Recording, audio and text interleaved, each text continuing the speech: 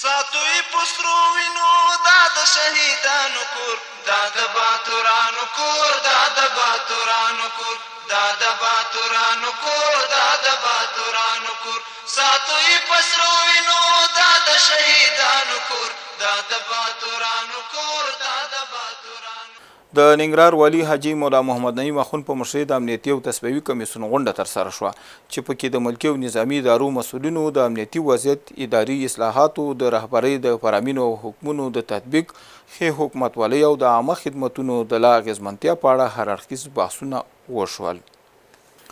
ننګرهار امنیه قومندانۍ اړوند نشه یي توکو سره د مبارزې مدیریت منصوبینو د ځانګړو عملیاتو په پایله کې 4 تنه د زرګونو تابلیټکا او زیکپ ګولۍ سره نیولې دي.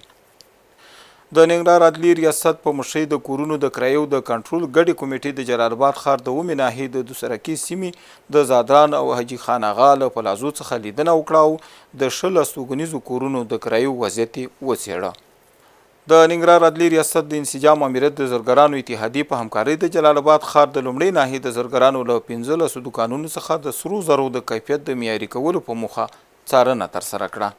د ننګرهار عامې روغتیا ریاست د څارنې او پلټنې امریت ټیم د جلالاباد ښار د 4مې ناحیې اړوند بیز اکمالاتي ساحه کې د خصوصي درملتونونو، لابراتوارونو او کلینیکونو څارنه ترسره کړه. د څارنې په پایله کې 15 خصوصي روغتیایي مرکزونه د روغتیایي قوانینو د نه تطبیق او د فعالیت او تحصیلي اسنادو د نشتوالي له امله مهرلاک شول.